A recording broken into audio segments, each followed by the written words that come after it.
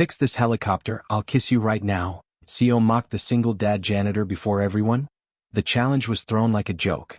Fix this system, she said, her voice calm and amused, carrying easily across the glass-walled atrium, and I'll kiss you right here. In front of everyone. Laughter followed. Not cruel, not kind, worse. Casual. The kind of laughter that assumes the outcome before the moment has even finished unfolding. Ethan Cole did not look up right away. He was standing beside a stainless steel maintenance cart, one hand resting on the handle of a mop, the other holding a folded rag damp with chemical cleaner. The floor beneath his boots reflected the ceiling lights in long, polished streaks. He'd been working that same stretch for almost 20 minutes, careful, methodical. He always was. When he finally raised his head, his eyes didn't go to the woman who'd spoken. They went to the machine. At the center of the atrium stood Aurora Grid 1, the crown jewel of North Shore Energy's new infrastructure project. A city-scale AI-controlled power distribution hub designed to reroute electricity in real time during emergencies. Hospitals, shelters, transit systems. All of it depended on this system functioning perfectly. Right now it was dead. Banks of screens glowed red with fault warnings. Engineers in tailored suits and conference badges hovered around it like doctors around a patient whose heart had stopped beating for reasons no scan could explain. 20 feet away, arms folded, heels planted like she owned the ground itself, stood Clara Voss. CEO. Founder. Media darling. The woman who'd rebuilt North Shore Energy from a scandal-ridden fossil fuel relic into a clean energy juggernaut in under a decade. They called her the Ice Architect. She didn't correct them. Clara's gaze flicked down Ethan's uniform, gray, oil-stained, his name stitched in faded blue above the pocket. Do you enjoy staring at things you don't understand, she asked lightly, or is this part of the cleaning process? Another ripple of laughter. Ethan said nothing. He set the rag back on the cart, straightened slowly and looked at the system again. Not the screens. Not the error messages. The system itself. The housing. The vents. The way the ambient hum of the building felt. Off. Clara followed his gaze, irritation sharpening her expression. Don't touch that, she said. You don't have clearance. He nodded once. Respectful. Neutral. Wasn't planning to. Someone behind her, an engineer from Zurich, judging by the accent, muttered, then why is he staring at it like that? Ethan's jaw tightened just slightly. He went back to his mop. Clara turned away, already bored, already dismissing him as part of the background again. But something had lodged itself in her mind. Not his silence. His posture. Clara Voss had learned early that control was survival. Her mother had been a systems analyst, brilliant, obsessive, relentless. Her father, a civil engineer who believed in redundancy and fail-safes the way other people believed in prayer. When Clara was 10, a cascading power failure in Eastern Europe shut down 3 hospitals during a winter storm. Her mother was consulting on the grid design. Her father was on site. Neither made it home. The inquiry blamed unpredictable compound failures. Clara blamed people. She grew up determined never to trust a system that couldn't be audited, never to trust a person who relied on hope instead of preparation. By 35, she was running North Shore Energy with a precision that bordered on ruthless. She slept 4 hours a night. She fired executives without warning. She spoke in numbers, not feelings. And it worked. Until today. Aurora Grid 1 was supposed to go live at 3 p.m., in front of federal regulators, international partners, and half the financial press on the East Coast. At 11:42 a.m., it shut itself down. No fire. No surge. No visible damage. Just silence. By noon, the best minds in the room were arguing in whispers. By 12:30, they were panicking. By 1 o'clock, Clara had stopped pretending she wasn't afraid. She stood at the edge of the atrium, watching her people fail her in real time. And then she saw him again. The janitor. He wasn't cleaning anymore. He was listening. Not with his ears. With his body. One hand rested against the metal casing of the system, fingers splayed as if he could feel something through it. His head was tilted, eyes half-lidded, attention absolute. Clara felt irritation flare hot and sharp. She strode across the floor, heels echoing, and stopped directly in front of him. You, she said. Ethan looked at her. Come. Unimpressed. Unafraid. Yes, ma'am? How long have you been standing there? He glanced at his watch. About 7 minutes. And in that time, she said coolly, you've decided you understand what's wrong with a system designed by 3 universities and funded by the Department of Energy? A few engineers smirked. Ethan considered his answer carefully. I think, he said, That you have a cascading latency feedback loop in the load balancing AI. It's choking itself trying to be perfect. The laughter stopped. Clara stared at him. That's impossible, someone said sharply. You ran simulations, Ethan said gently. Not stress conditions. A beat. Clara's lips curved into something that looked like a smile if you didn't know her well. That was when she said it. Fix it, she said, voice carrying, eyes bright with challenge, and I'll kiss you right now. The room froze. And if you can't, she added, you're done here. Fired. Effective immediately. She folded her arms. Do we have a deal? Ethan didn't answer. He thought of Noah. 7 years old. Too serious for his age. Building circuits at the kitchen table under a flickering light because the after-school lab had been shut down indefinitely due to budget reallocations. He thought of the promise he made every morning. I'll be home. He set the mop down, slowly, and walked toward the machine. What no one in that room knew was that Ethan Cole had once designed fault-tolerant systems for disaster zones where failure meant cities went dark and people died. He had walked away from that life the day his wife collapsed in their living room, the day his son's world broke in half. Now he cleaned floors. And he fixed what mattered. If you're still here, you're already invested. Subscribe so you don't miss next part, where the clock starts, the experts fail publicly, and the quiet man with a mop steps into the fire. The moment Ethan stepped forward, the room reacted. Not loudly. Not all at once. But in small, unmistakable ways. A chair scraped back. Someone muttered, "This is a joke." Another voice, sharper, "This is inappropriate." Clara Voss felt it too, the shift. The collective intake of breath. The uncomfortable awareness that this had gone further than she'd intended. But she didn't stop it. She never stopped things once they were in motion. Ethan approached Aurora Grid 1 without urgency. That alone unsettled people. When you were under pressure, you moved fast. You gestured. You spoke in clipped bursts of jargon. You performed competence. He didn't perform anything. He stopped 3 feet from the main control housing and simply stood there. A young engineer with a Stanford badge whispered loudly enough to be heard, "Is he praying?" A ripple of nervous laughter followed. Ethan ignored it. He reached out and placed his palm flat against the casing. The metal was warm. Not overheated. Just warmer than it should have been given the system was supposedly offline. Clara's eyes narrowed. "What exactly are you doing?" she asked. "Listening," Ethan said. "To what?" One of the senior engineers snapped. "The hum of your own ego?" Ethan didn't look at him. "Latency has a sound," he said. "Not literally. But systems under recursive load behave like living things. They hesitate. They choke." "That's not how machines work," the engineer shot back. "That's exactly how they work," Ethan replied calmly. "You just don't like thinking of them that way." Someone scoffed. Someone else crossed their arms. Clara felt irritation flare again, at Ethan, at herself, at the room. "This is not a philosophy seminar," she said sharply. "You said you know what's wrong. Start talking. Or leave." Ethan turned to face her fully for the first time. Up close, she noticed details she hadn't before. The faint scar along his jaw. The way his eyes didn't dart or flinch under scrutiny. The stillness of him. "I need access to the core interface," he said. A laugh burst out from the Zurich engineer. "You," he said. "You don't even have clearance to clean this room." "I don't need to change code," Ethan said. "I need to observe live data under load." Clara hesitated. This was insane. She knew it. Letting a janitor anywhere near the core of her flagship system in front of regulators and press? Career suicide. But the system was dead. And the clock was ticking.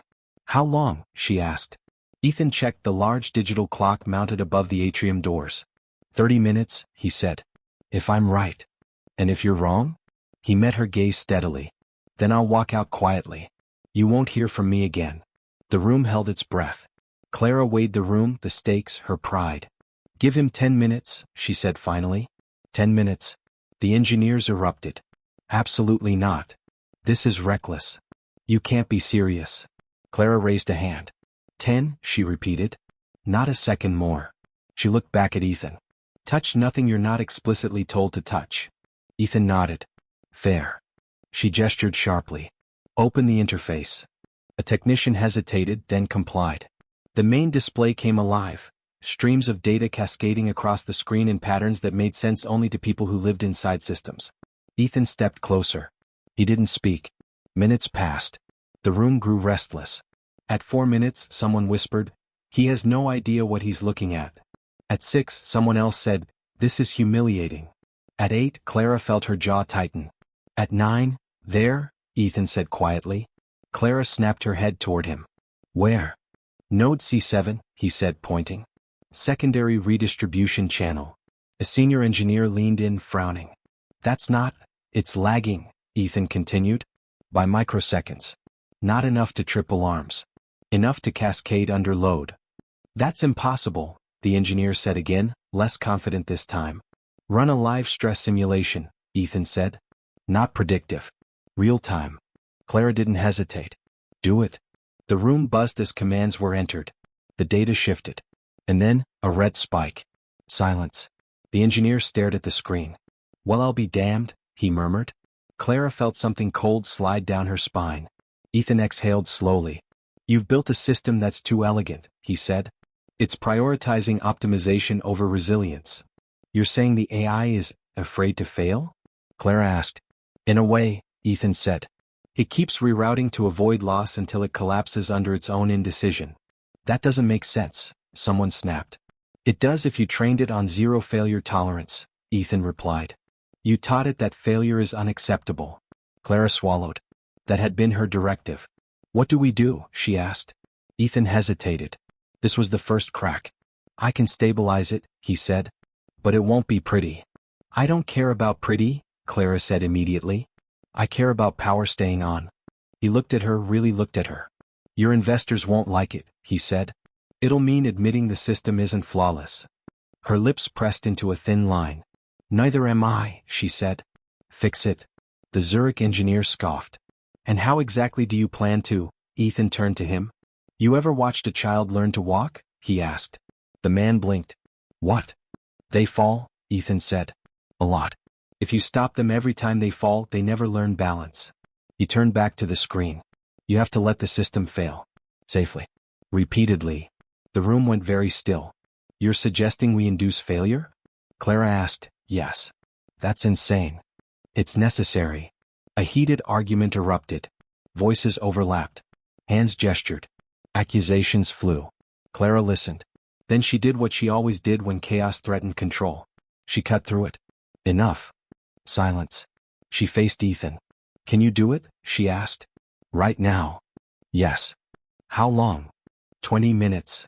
"And the risk?" He didn't dodge it. "If it goes wrong," he said, "you'll have to shut the system down completely and rebuild parts of it." The weight of that settled heavily. "And if you don't do this?" Clara asked.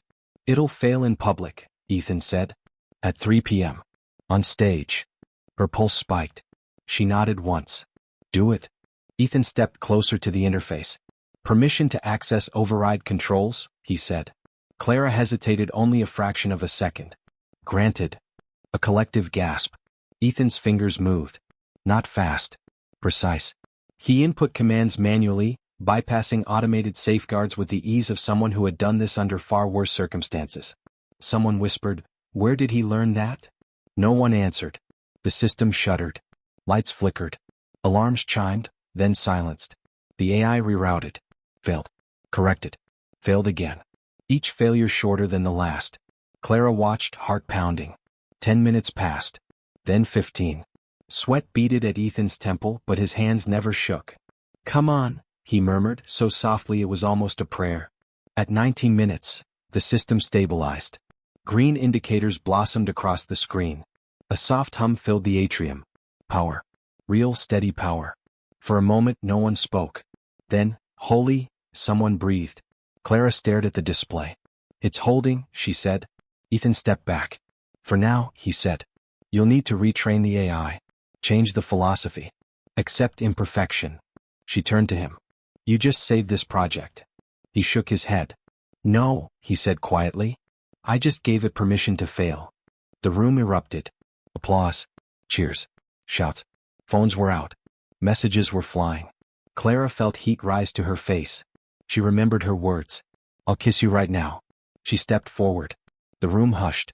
Ethan stiffened. She stopped an arm's length away. "Looks like you've earned it," she said lightly. Every eye was on them. Ethan didn't move. "I don't want it," he said. The words landed like a dropped glass. Clara blinked. "What?" I said, he repeated calmly, I don't want it. Murmurs rippled. You're joking, someone whispered. Ethan shook his head. I did this for one reason, he said. And it wasn't you. Clara's throat tightened. What do you want? She asked quietly. He met her gaze. Turn the after-school lab back on at Lincoln Public, he said. My son's program was shut down. No notice. No explanation. The room went dead silent. He's 7, Ethan continued. Building circuits under a broken lamp. He deserves better. Clara felt something inside her crack.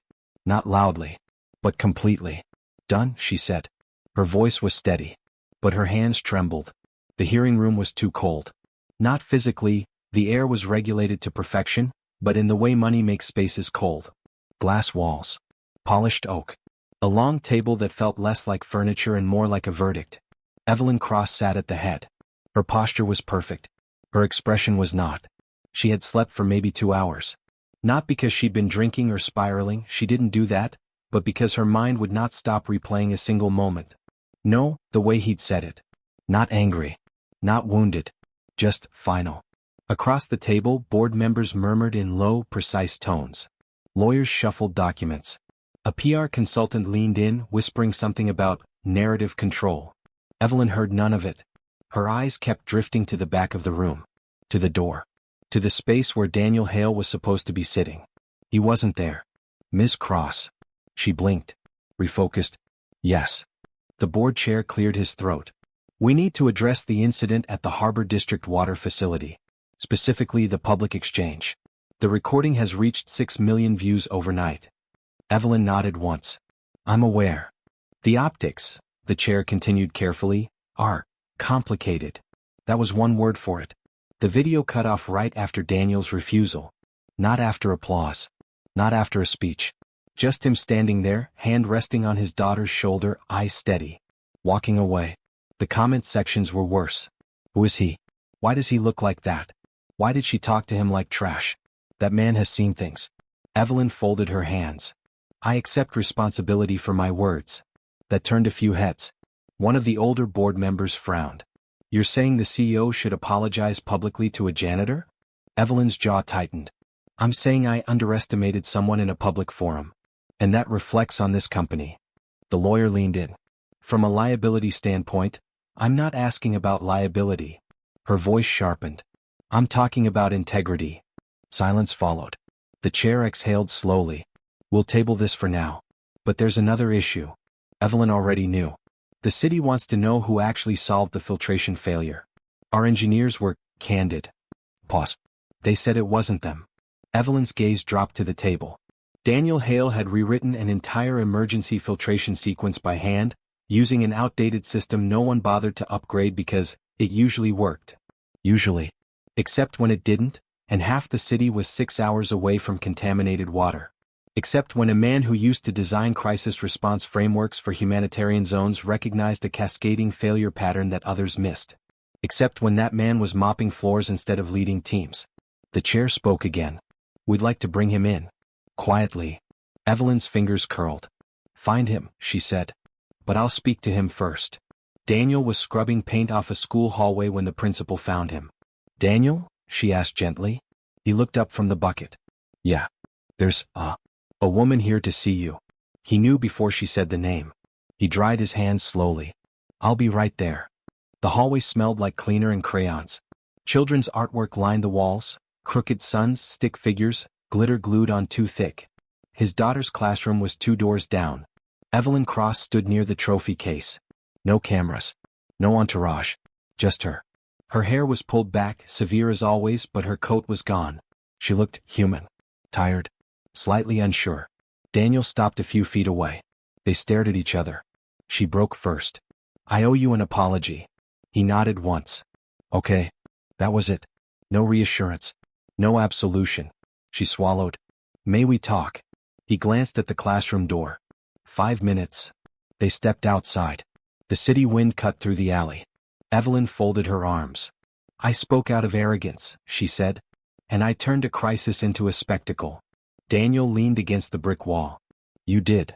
Another pause. I'm not asking for forgiveness, she continued. I'm asking for understanding. He studied her face. Really looked. You don't want understanding, he said quietly. You want relief. That landed. She didn't deny it. You don't get to feel better because you said sorry, he went on. You feel better when you do better. Her eyes flicked up. Then tell me how. He shook his head. Not my job. She exhaled sharply. You solved a problem no one else could. I solved a problem, he corrected. I didn't apply for sainthood. Why are you here? She asked suddenly. Why are you cleaning schools? He didn't answer. She pressed. Your file is incomplete. You disappeared. Daniel's jaw tightened. That's intentional. Why? He looked toward the playground across the street. Kids shouting, laughing, living. My wife died in a refugee corridor, he said. A place where competence didn't matter because no one wanted to listen. Evelyn's breath caught. She died because a decision maker ignored warnings. Because they didn't want to slow shipments. Or reroute. Or admit failure. He looked back at Evelyn. I don't work for people who value appearances over lives. Silence fell heavy. I didn't know, she said. You didn't ask. She nodded. I want to make this right, she said softly. Daniel pushed off the wall. Then start by funding the water access project you cut last quarter. Her eyes widened.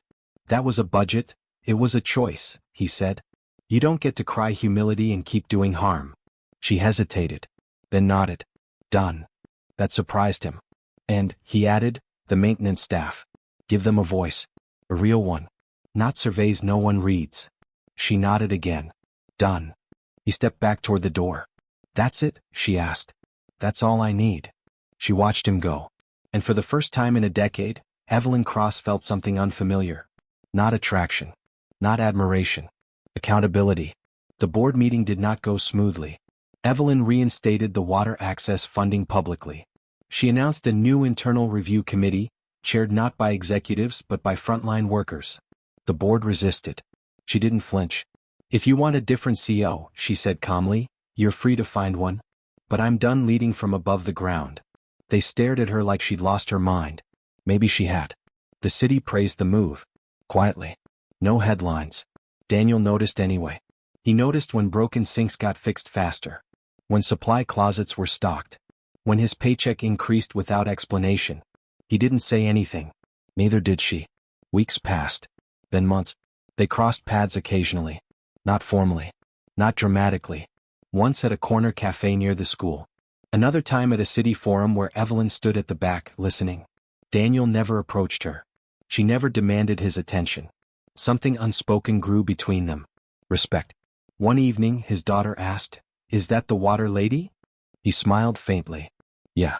She looks lonely, the girl said. Daniel didn't answer. The crisis came quietly. A policy change buried in paperwork. A supply contract rerouted through a private vendor. Daniel saw the numbers. He recognized the pattern. He requested a meeting. This time, Evelyn came immediately. They sat across from each other in a small conference room. No audience. No posturing. This will fail, he said, sliding the document forward. Not today. Not tomorrow. But it will. She read it carefully. You're sure? Yes. She closed the file. Then we stop it. The board will, I don't care. She looked at him. Stay.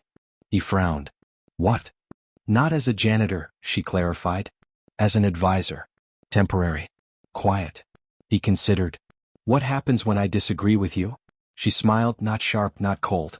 Then I listen. He nodded once. Okay. They worked late nights. No music. No flirting. Just two people who understood weight. One night, after hours of debate, she handed him a cup of coffee. You never asked for anything, she said. He shrugged. Didn't need to. She hesitated. What do you need? He thought of his daughter. Of safety. Of dignity. Consistency, he said. For her. Evelyn nodded. You'll have it. The way she said it, not as a promise but a certainty, made something in him ease.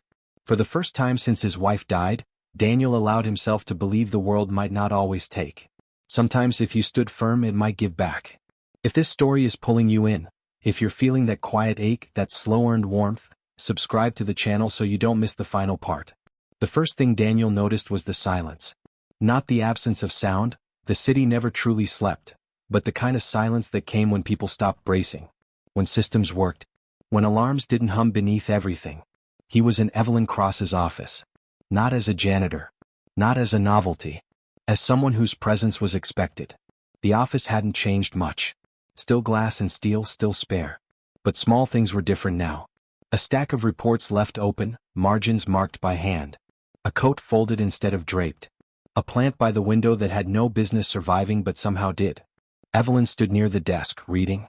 "You're early," she said without looking up. "So are you," he replied. She smiled faintly at that. "Close the folder. Sit." He did. They worked for an hour without much talk. Numbers. Contracts. Risk projections. The kind of work that never made headlines but determined who paid the price later. Finally she leaned back. "You were right," she said. "About the vendor." "I know." She studied him. "You don't say that with satisfaction." "There's nothing satisfying about being right when people get hurt," he said. "You just adjust." She nodded slowly. "I used to think leadership was about certainty. And now I think it's about restraint." That earned her a look. "You're changing," he said. "I have to," she replied. "Or none of this matters." The door knocked. An assistant poked her head in. "Miss Cross, the board is—" "I know," Evelyn said calmly. "Tell them I'll be 10 minutes late." The assistant hesitated. "They won't like that." Evelyn's gaze didn't waver. "They'll live." The door closed. Daniel exhaled quietly. "They're pushing back. They always do. Why keep fighting them?" She met his eyes. "Because they're not the ones who pay when things break." A beat. "You are." He looked away first. The board meeting was brutal. Not loud. Not dramatic. Cold. They questioned the restructuring. The funding shifts. The advisory role she created for him. One member leaned forward. "You've effectively handed influence to someone with no formal authority." Evelyn didn't blink. "I've handed influence to someone with proven judgment. He's a maintenance worker. He's a systems analyst who walked away from a career that rewarded him for ignoring human cost," she said. "That should count for something." Murmurs. Another member scoffed. "You're letting guilt dictate strategy." "No," Evelyn said evenly. "I'm letting responsibility dictate it." Silence followed. Then the chair spoke. "If this continues, we'll have to consider a vote of no confidence." Evelyn nodded once. "That's your right." They stared at her. She added, "But before you do, I suggest you ask yourselves why the city's emergency response time has improved. Why costs are down. Why public trust is up." No one answered. The chair cleared his throat. Meeting adjourned. When it was over, Evelyn stood alone in the hallway. Daniel approached quietly. "You didn't have to do that," he said. "Yes," she replied. "I did." He studied her face. "You could lose everything." She looked tired. But steady. "I already lost what mattered," she said. "I'm not doing that again." The shift happened gradually. No announcement. No ribbon cutting. But people noticed. Maintenance teams were consulted before decisions. Security protocols changed. Emergency planning incorporated real-world stressors instead of ideal scenarios. Daniel became a quiet presence. A man people listened to because he didn't speak unless it mattered. And Evelyn learned how to listen without preparing a defense. They didn't touch. They didn't flirt. But sometimes, late at night, she'd hand him a cup of tea instead of coffee. Sometimes he'd remind her to eat. Once, when she'd been awake for nearly 30 hours, he took the report from her hands and said, "Enough." She didn't argue. His daughter met Evelyn properly on a rainy afternoon. Daniel had brought her to the building because school let out early. Evelyn stepped out of the elevator and froze. The girl looked up at her. Curious. Unafraid. "You're tall," the girl said. Evelyn blinked. Then smiled, a real one. "You're observant." Daniel watched, tense without meaning to be. "What do you do?" the girl asked. Evelyn considered. "I make decisions. Some good. Some bad." The girl nodded. "My dad fixes bad ones." Evelyn laughed, a soft, surprised sound. "Yes," she said. "He does." They sat together for a few minutes. The girl showed her a drawing. A house. A tree.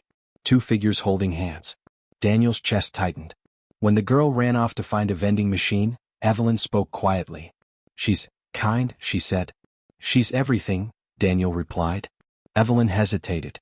"I'm glad you didn't take the kiss." He raised an eyebrow. She met his gaze. "It would have cheapened what came after." He nodded. "You learned." Yes, she said. From you. The board vote came 3 weeks later. It failed. Barely. Evelyn wasn't triumphant. Just relieved. That night, she found Daniel on the rooftop. City lights stretched beneath them. Wind tugged at her coat. You stayed, she said.